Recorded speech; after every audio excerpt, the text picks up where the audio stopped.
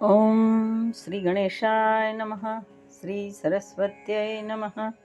શ્રી ગુરુભ્યો નમઃ. ઓમ શ્રી લલિતાંબિકાય નમઃ.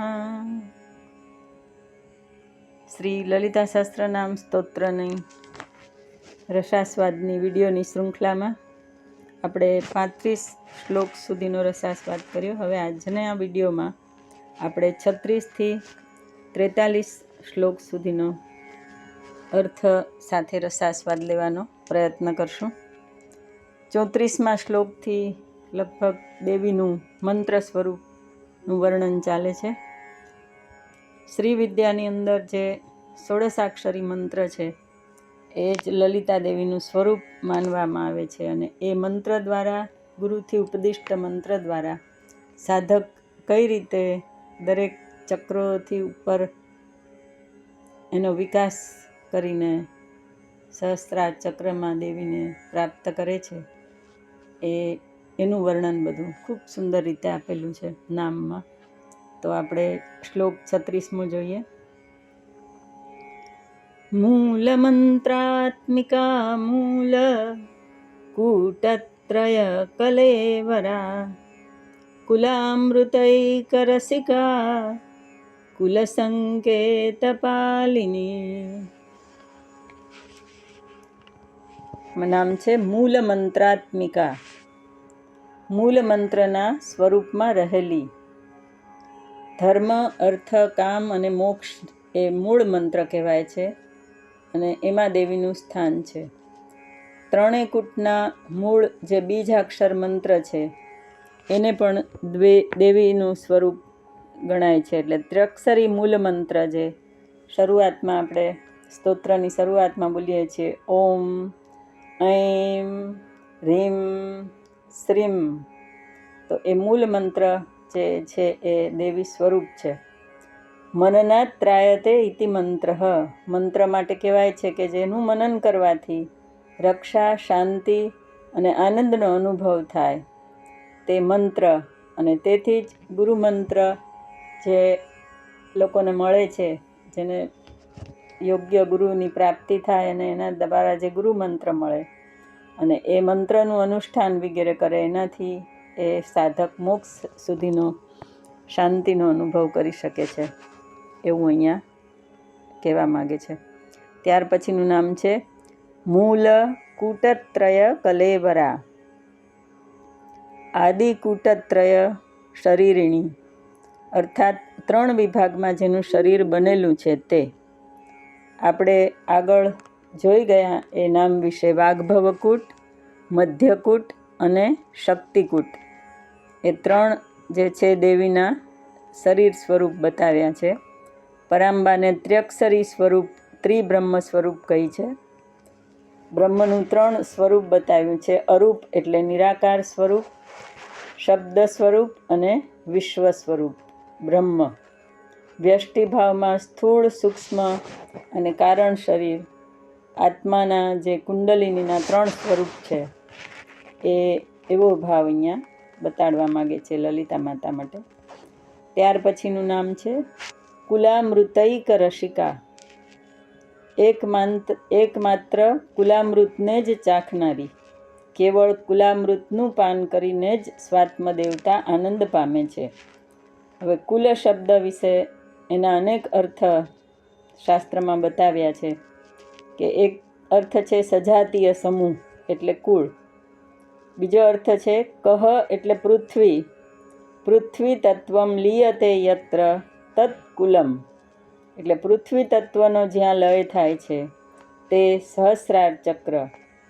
અને સહસ્રદળ કમળમાંથી જે બ્રહ્માનંદનો રસ ઝરે છે તેને જ કુલામૃત કહે છે, અને તેનું પાન કરનારી દેવી લલિતા, એવું અહીંયા નામ આપ્યું છે કુલામૃતૈક રસિકા. ત્યાર પછીનું નામ છે કુલ સંકેત પાલિની. કુલ એટલે શાસ્ત્રના સંકેતો કે રહસ્યોની અનધિકારી તત્વથી રક્ષા કરનારી. શાસ્ત્રના સંકેતોનું જે જ્ઞાન હોય એ જો અનધિકારી, જે અયોગ્ય જનોના સંપર્કમાં આવે તો એ લોકો અનિષ્ટ અને આપત્તિ ઊભા કરે છે. એટલા માટે શ્રી વિદ્યાનો મંત્ર પણ સદગુરુ દ્વારા યોગ્ય વ્યક્તિને જ આપવામાં આવે છે. જો એનો મોક્ષ પ્રાપ્તિ માટે ઉપયોગ ન કરતા બીજી રીતે ઉપયોગ થાય તો સૃષ્ટિમાં અનિષ્ટ અને આપત્તિની સંભાવના રહે છે.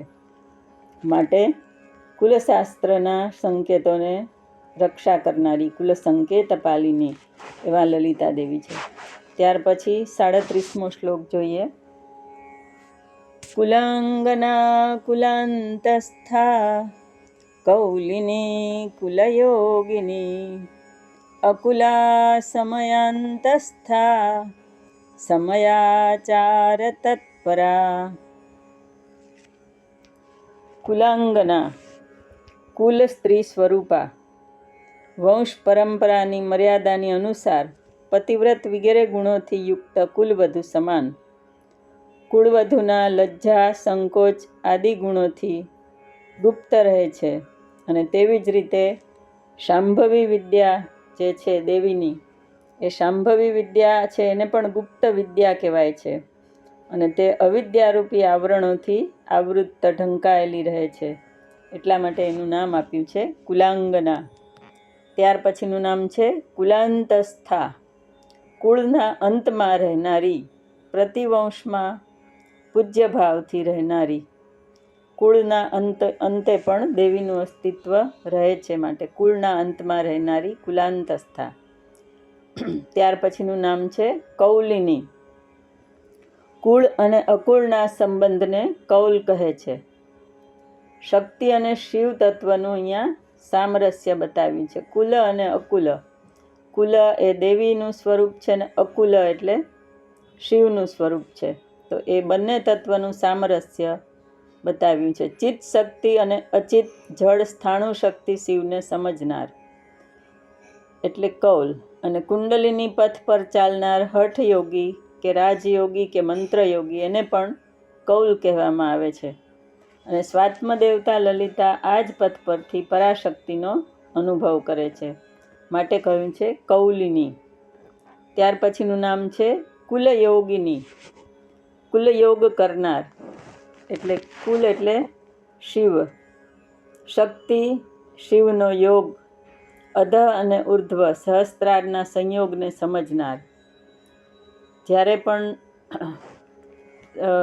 સાધના કરવામાં આવે ત્યારે મૂલાધાર ચક્રથી લઈને અધઃ, મૂલાધાર ચક્રથી લઈને ઉર્ધ્વ સહસ્ત્રાર સુધી જે સંયોગ થાય છે, કુંડલિની યોગ જે કરવામાં આવે છે, એનાથી જે અનુભવાય છે એ માતાનું સ્વરૂપ છે, એટલે કહેવાય છે કુલયોગિની. ત્યાર પછીનું નામ છે અકુલા. જેના કુળ દેહ વંશની જાણ ન હોય, અજન્મા આદ્ય શક્તિ સ્વરૂપ. બીજું અર્થ એવો આપ્યો છે કે અકુલ એટલે શિવ, અને શિવની ધર્મચારિણી સહધર્મચારિણી એટલે અકુલા. ત્યાર પછીનું નામ છે સમયાંતસ્થા. કાળના અંત સુધી રહેનારી. કાળના પરિચ્છેદ રહિત પરબ્રહ્મનું લક્ષણ છે કે જે સનાતન સદૈવ અસ્તિત્વમાં હોય છે. સમય એટલે સામ્ય પ્રાપ્ત કરે તે. એટલે બીજો અર્થ એવો બતાવે છે કે સમય એટલે સામ્ય પ્રાપ્ત કરે તે શિવ અને શક્તિનું સામરસ્ય બતાવે છે. અને બીજી રીતે જેને કાળનો પરિચ્છેદ બાધ્ય નથી તે સમયાંતસ્થા. ત્યાર પછીનું નામ છે સમયાચાર તત્પરા. સમયાચારમાં જે તત્પર એટલે લીન છે તે. સમયાચાર જે છે એ ગૂઢ યોગિક અવસ્થા છે અને એ ગુરુ દ્વારા જ પ્રાપ્ત કરી શકાય છે. કુંડલિની એટલે પ્રાણશક્તિનો પર શિવ સાથે સામરસ્ય કરાવીને ફરીથી મૂલાધાર ચક્રમાં લાવતા જે સમય લાગે તે સમયાચાર. જ્યારે સાધના કરતા હોય યોગી ત્યારે મૂલાધારથી સહસ્ત્રાર સુધીની ગતિ હોય, અને સહસ્ત્રારથી પછી ફરીથી મૂલાધાર સુધી ફરીથી એની ઉર્જાને લઈ આવે એ કુંડલિની યોગ કહેવાય. અને એ કુંડલિની પ્રાણશક્તિનો પરશિવ સાથે સામરસ્ય એનો યોગ કહેવાય. અને એવા યોગને સમયાચાર કહેવાય. એ સમયાચારમાં તત્પર એવા દેવી લલિતા. ત્યાર પછી 38મો શ્લોક જોઈએ. મૂલાધારૈકનિલયા બ્રહ્મગ્રંથિ વિભેદિની મણિપુરાંતરુદિતા વિષ્ણુગ્રંથિ વિભેદિની. મૂલાધારૈકનિલયા, મૂલાધાર ચક્રમાં જેનો નિવાસ છે તે અર્થાત કુંડલિની શક્તિ. જે કુંડલિની શક્તિ છે એ મૂલાધારમાં રહેલી છે અને કુંડલિની જાગૃત કરવામાં આવે ત્યારે એ મૂલાધારથી બધા ચક્રોનું ભેદન કરીને સહસ્ત્રાર સુધી જાય. એ રીતે અહીંયા દેવીનું મંત્ર સ્વરૂપ વર્ણવેલું છે અને મંત્ર સ્વરૂપ દ્વારા સાધક કઈ રીતે ઉર્ધ્વ ગતિ કરે છે એ આ બધા નામોમાં બતાવ્યું છે. ત્યાર પછીનું નામ છે બ્રહ્મગ્રંથિ વિભેદિની, બ્રહ્મગ્રંથિને ખોલનાર. મૂલાધાર ચક્રમાં બ્રહ્માની સ્થિતિ બતાવી છે અને તેથી તેને બ્રહ્મગ્રંથિ કહેવાય છે. અને બ્રહ્મગ્રંથિ જે છે એ સ્વાધિષ્ઠાન ચક્રમાં સ્થિત છે. એટલે જ્યારે સાધક મૂલાધાર ચક્રમાંથી સ્વાધિષ્ઠાન ચક્ર તરફ ગતિ કરે અને ત્યારે બ્રહ્મગ્રંથિનું ભેદન કરે એટલા માટે દેવી સ્વરૂપ એને બ્રહ્મગ્રંથિ વિભેદિની કહ્યું છે. ત્યાર પછીનું નામ છે, અહીંયા દેવીના 100 નામ પૂરા થાય છે. ત્યાર પછી 101મું નામ છે મણિપુરાંતરુદિતા, મણિપુર ચક્રનું ભેદન કરીને ઉપર નીકળનારી શક્તિ. હવે સાધક આગળ વધે છે અને મણિપુર ચક્રનું ભેદન કરીને ઉપર દેવીની પ્રાપ્તિ માટે આગળ વધે છે. આ ચક્રની સામાયિક પૂજા મણિથી થાય છે માટે તેને મણિપુર ચક્ર કહેવાય છે. અને મણિપુર ચક્ર જે છે એ નાભીમાં રહેલું છે. ત્યાર પછીનું નામ છે વિષ્ણુ ગ્રંથિ વિભેદિની, વિષ્ણુ ગ્રંથિનું વિશેષ રૂપથી ભેદન કરનારી. મણિપુર ચક્રમાં વિષ્ણુનો વાસ શક્તિ સાથેનો બતાવેલો છે અને તેથી તેને વિષ્ણુ ગ્રંથિ વિભેદિની એમ કહ્યું છે. એટલે વિષ્ણુ ગ્રંથિનું ભેદન કરીને સાધક સાધનામાં આગળ વધે છે. એટલે ત્યાર પછીનું નામ છે આજ્ઞાચક્રાંતરાલસ્થા, આજ્ઞાચક્રના અંતરાલમાં રહેનારી. બે ભ્રમરની વચ્ચે સ્થાન જે છે એને આજ્ઞાચક્ર કહીએ છીએ. અને આ ચક્રના અંતરાલ સુધી પહોંચવા માટે રુદ્ર ગ્રંથિનું ભેદન કરવું પડે છે. એટલા માટે ત્યાર પછીનું નામ છે રુદ્ર ગ્રંથિ વિભેદિની, રુદ્ર ગ્રંથિનું ભેદન કરનારી. અનાહત સ્વાધિષ્ઠાન પછી અનાહત અને વિશુદ્ધિ ચક્ર. અનાહત ચક્ર જે છે એ હૃદયમાં આવેલું છે અને વિશુદ્ધિ ચક્ર એ ગળામાં. ધીરે ધીરે જે શક્તિની ઉર્જા છે એ મંત્ર શક્તિ ઉર્ધ્વ ગતિ કરી રહી છે અને એમાં એ ત્યાં સુધી પહોંચવા માટે, આજ્ઞાચક્ર સુધી પહોંચવા માટે રુદ્ર ગ્રંથિનું ભેદન કરે છે. એટલે અનાહત અને વિશુદ્ધિ ચક્રનું ભેદન કરીને તે રુદ્ર ગ્રંથિ કહેવાય, એનું ભેદ કરીને આજ્ઞાચક્ર સુધી પહોંચે છે. તો એટલા માટે કહેવાય છે રુદ્ર ગ્રંથિ વિભેદિની. હવે શ્રી વિદ્યાના 4 ખંડો બતાવેલા છે. આગ્નેય, વાગ્ભવ, આગ્નેય, સૌર, સૌમ્ય અને ચંદ્રકલા. આગ્નેય છે એ વાગ્ભવ કહેવાય છે અને બ્રહ્મગ્રંથિ છે એમાં. સૌર જે છે એમાં કામરાજ અને વિષ્ણુ ગ્રંથિ. સૌમ્ય છે એમાં શક્તિકૂટ અને રુદ્ર ગ્રંથિ. અને ચંદ્રકલા જે ખંડ છે એને તુરીય અવસ્થામાં ત્યારે જે પહોંચી જાય છે સાધક, એ તુરીય અવસ્થા છે. ત્યાર પછીનું નામ છે સહસ્રારાંબુજારૂઢા, સહસ્ત્રાર 1000 પાંખડીવાળા કમળ પર બિરાજમાન. જ્યારે સાધક આ બધા ચક્રોનું ભેદન કરીને ઉપર બ્રહ્મરંધ્રની અંદર જે સહસ્રાર ચક્ર છે એને પ્રાપ્ત કરે છે, પરાશક્તિ પરબ્રહ્મ સ્વરૂપિણી પરાંબાની ત્યાં પ્રાપ્તિ કરે છે અને ત્યાં સહસ્ત્રાર ચક્રમાં એનો નિવાસ છે. એટલા માટે એને કીધું છે સહસ્ત્રારાંબુજારૂઢા. અને ત્યાર પછીનું નામ છે સુધા સારાભિવર્ષિણી. એ સહસ્ત્રદળ કમળમાં બ્રહ્માનંદરૂપી અમૃતની વર્ષા કરનારી. જ્યારે સાધક બધા ચક્રોનું ભેદન કરીને મંત્ર દ્વારા સહસ્ત્રાર બ્રહ્મરંધ્ર સુધી એની ગતિ થાય છે, એની ઉર્જાની ઉર્ધ્વ ગતિ, ત્યારે ત્યાં એને બ્રહ્માનંદરૂપી અમૃતની પ્રાપ્તિ થાય છે. અને એટલા માટે દેવીનું સ્વરૂપ બતાવ્યું છે સુધા સારાભિવર્ષિણી, બ્રહ્માનંદરૂપી અમૃતની વર્ષા કરનારી. ત્યાર પછી 40મો શ્લોક જોઈએ. તડિલ્લતા સમરુચિ ષટ્ચક્રો પરિસંસ્થિતા મહાશક્તિ કુંડલિની વિસતંતુ તનીયસી.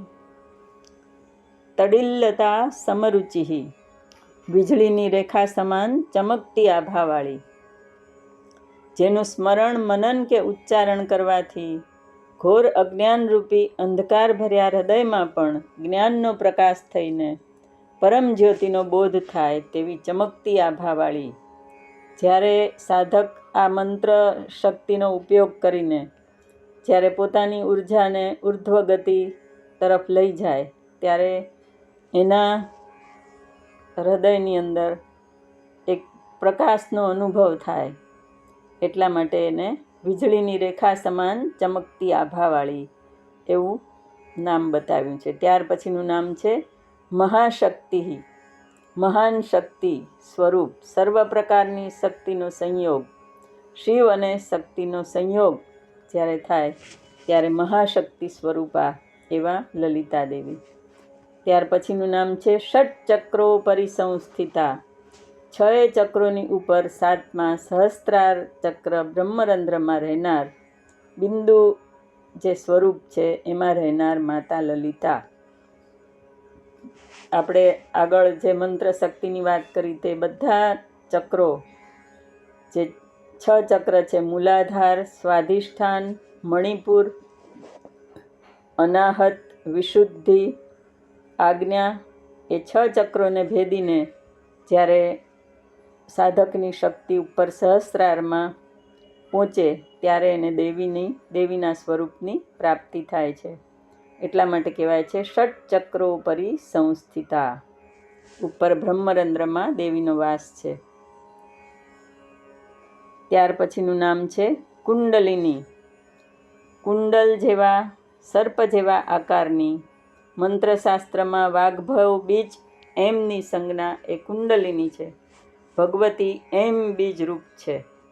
કુંડલિની એટલે સર્પ જેમ કુંડાળું વાળીને જે બેઠો હોય ત્યારે એવી રીતે જે આપણી પ્રાણશક્તિ છે એ પ્રાણશક્તિ મૂલાધાર ચક્રમાં કુંડલની જેમ સર્પને કુંડળું વાળીને બેઠો એવી રીતે એને કુંડલિની કહેવાય છે. એ સ્વરૂપમાં સ્થિત હોય છે. અને પછી પ્રાણશક્તિને ઉર્ધ્વ ગતિ તરફ લઈ જવાની જે ક્રિયા એ જ સાધના, અને એ પછી સહસ્ત્રાર સુધી પહોંચાડે છે. એટલા માટે એનું નામ છે કુંડલિની. હવે બિસતંતુ તનીયસી. કમળની નાળના મૂળ જેવી, રેસા જેવી પાતળી સૂક્ષ્મ રૂપવાળી, બ્રહ્મને અણોરણિયામ મહતો મહિયામ. બ્રહ્મનું સ્વરૂપ સૂક્ષ્મમાં સૂક્ષ્મ અને મહાનમાં મહાન એવું બતાવેલું છે. એટલા માટે કહેવાય છે કે વાળના 100મા ભાગથી પણ 10,000 ગણી પાતળી એવી એ જે શક્તિ છે એનું નામ લલિતા દેવી. બિસતંતુ તનીયસી, એને પ્રાણશક્તિને એટલી પાતળી બતાવી છે અને એને દેવીનું નામ આપ્યું છે બિસતંતુ તનીયસી.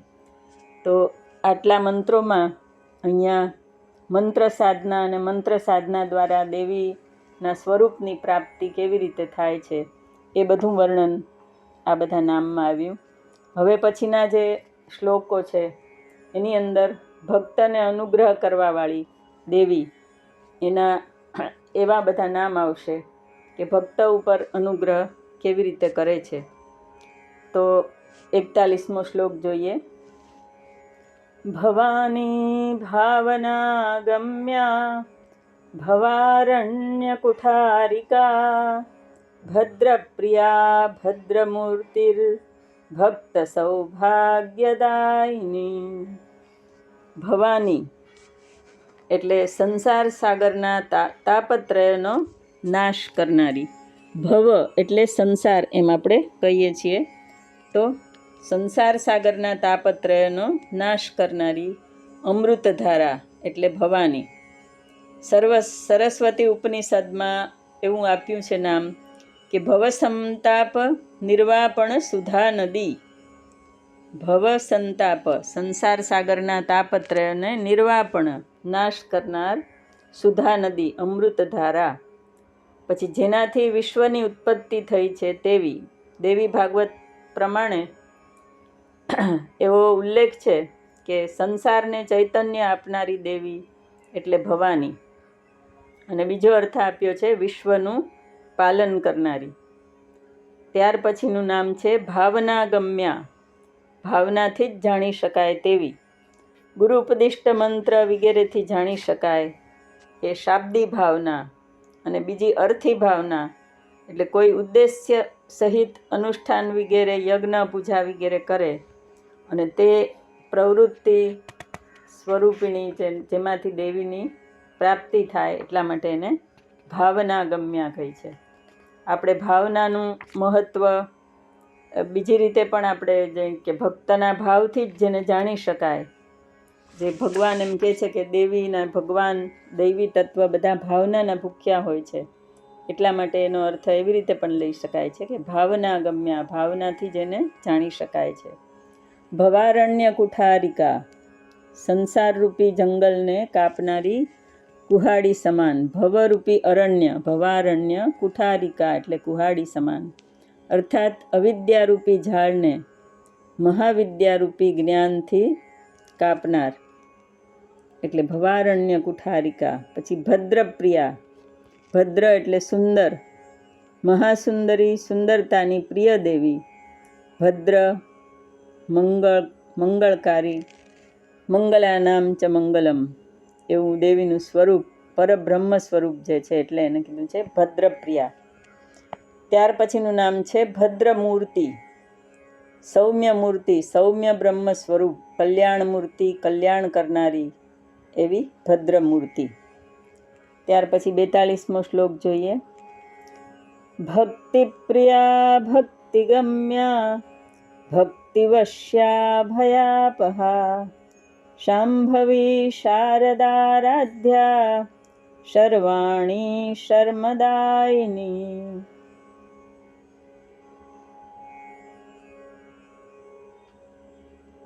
ભક્તિપ્રિયા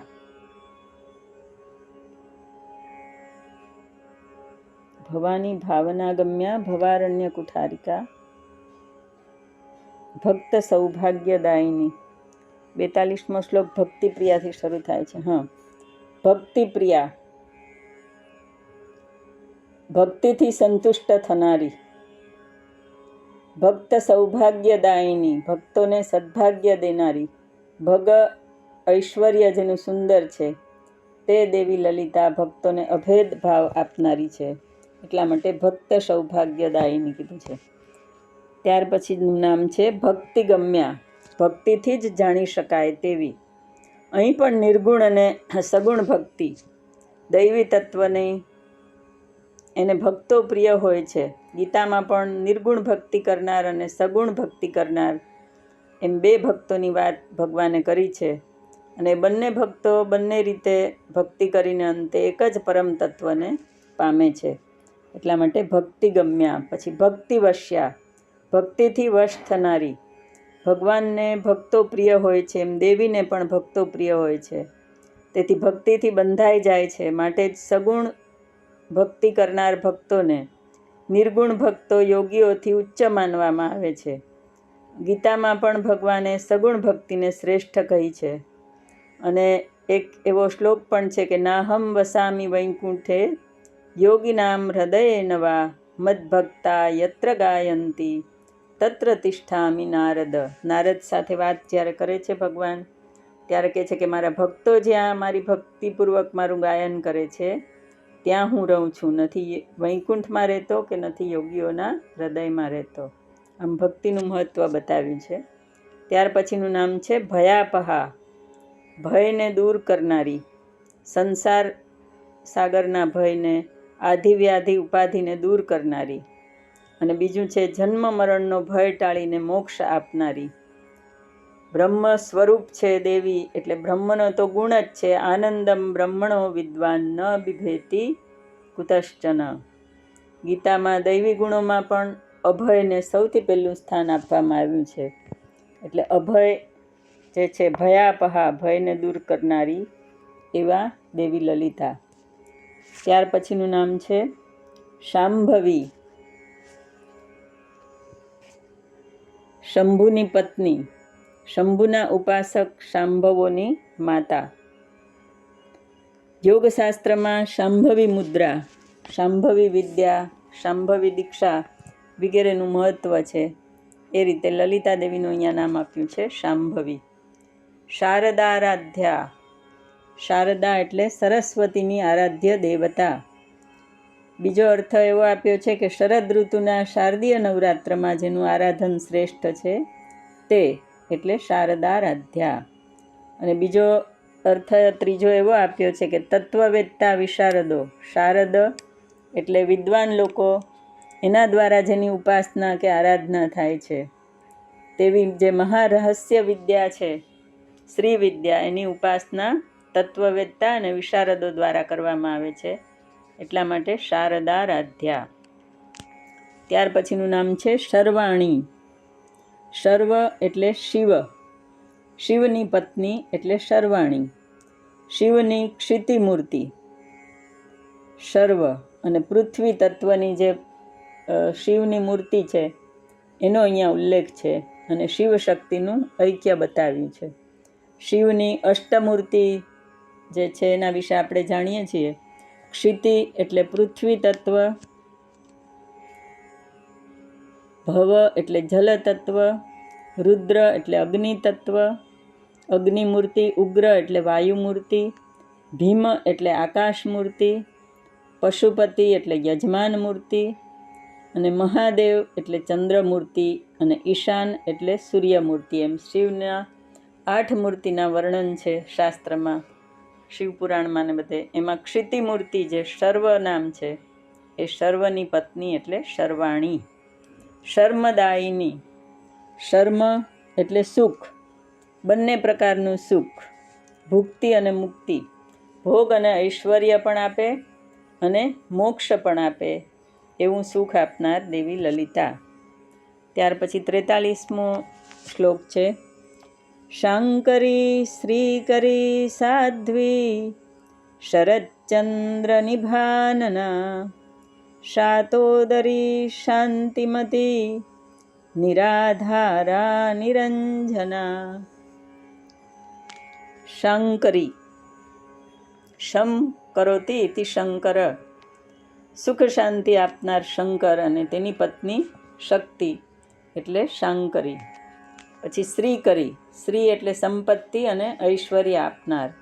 આમાં દેવીની ભવ્યતાના નામ છે બધા. શ્રીકરી સંપત્તિ અને ઐશ્વર્ય આપનાર. પછી સાધ્વી એટલે પતિવ્રતા, કાલત્રયમાં એક જ પતિની પત્ની, દરેક જન્મમાં શિવના જ પત્ની સ્વરૂપે દેવી અવતાર લીધો છે એ આપણી જાણમાં છે.